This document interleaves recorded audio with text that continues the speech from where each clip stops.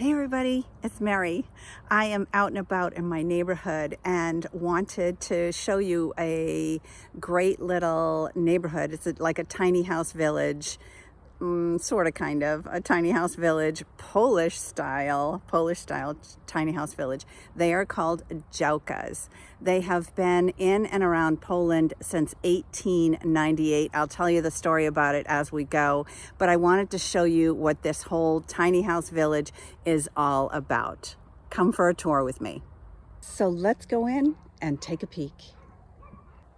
The Dzialka villages were created to get people out, to get the kids outside, actually. Kind of what we're struggling right now and today. Sometimes I think we haven't learned anything. But these small allotments of land were actually given to people, the poorer of the population, to help them create gardens, get their children outside, get some physical activity, and be able to grow their own food and be more sustainable. Similar to the movement that's going on right now in America, kind of like a food to table kind of thing. After World War I, there was, of course, so much damage and infrastructure damage that there were plots of land that were no use. They had a lot of debris on them. Nothing really could be built on them. So it was an idea of a doctor, psychologist, I believe he was, to get people outside and to take these pieces of land and get people back in a positive mindset and creating something beautiful that they could be proud of and that they could share with others. So you might grow apples, for instance, and your neighbor might grow prunes, and somebody might grow cherries, and somebody else might grow peaches. So it was kind of a cooperative thing where people would come and enjoy and share, foster relationships, have this really wonderful summertime experience. The owners share a common creed together, which is to live as sustainably as possible, keeping the Mother Nature in mind. No chemicals are used on Dzialka properties.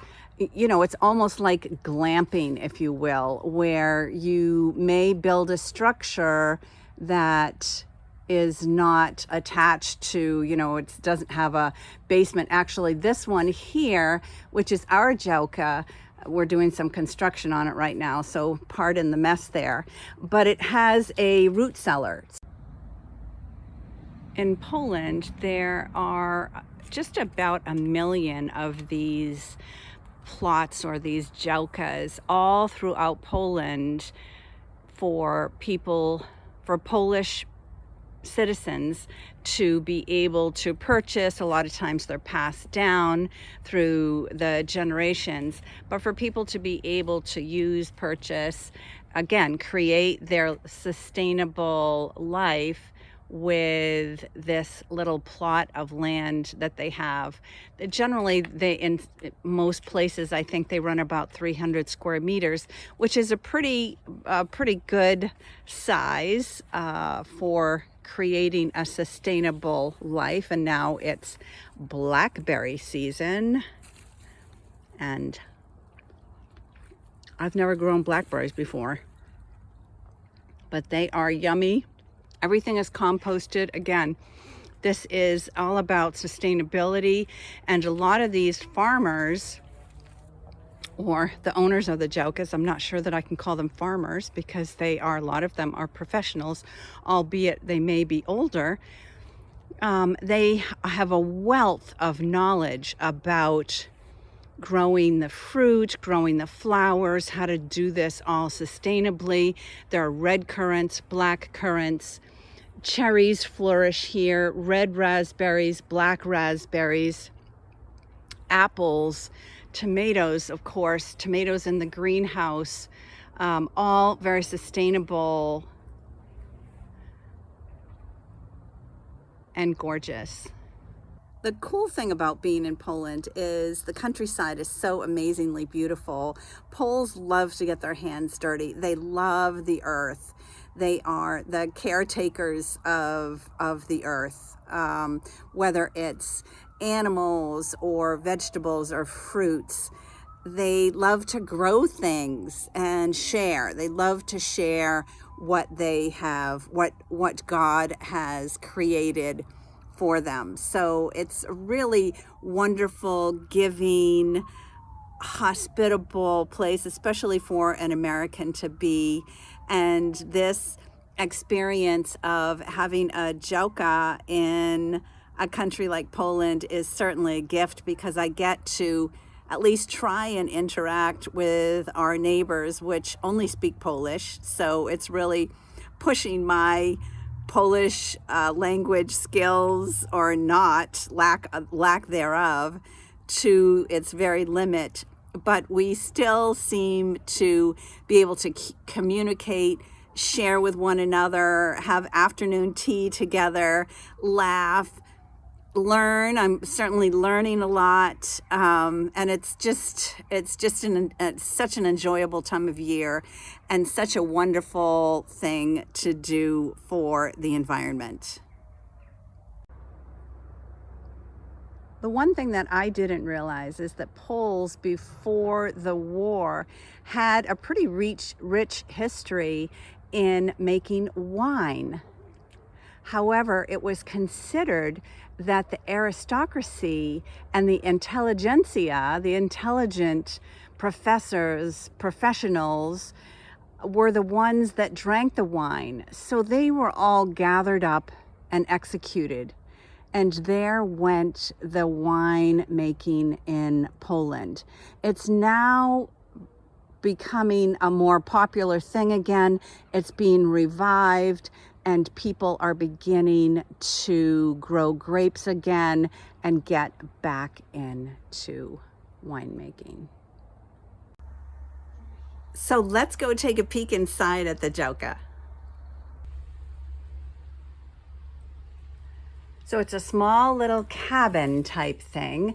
We have a refrigerator in here and a cute little sink area, and a little table that collapses into the wall so that we can have some seating when the weather is not so nice.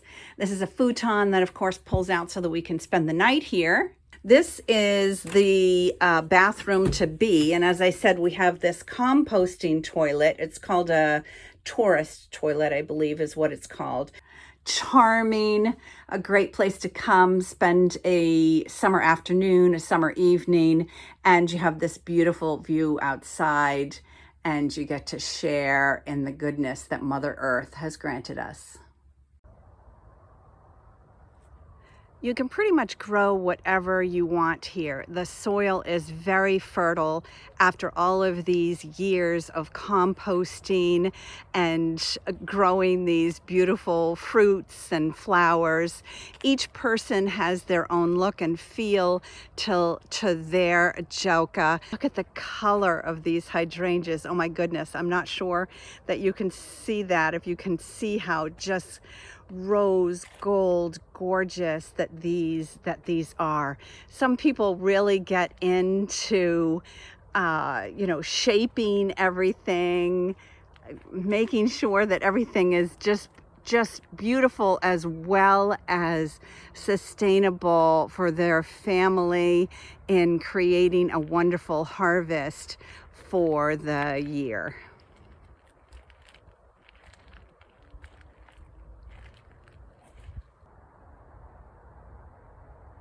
So when you think of a tiny village in America or in a tiny home, it's more about, I think, being transportable or being able to move, where this is more about fostering, nurturing culture, sharing, community.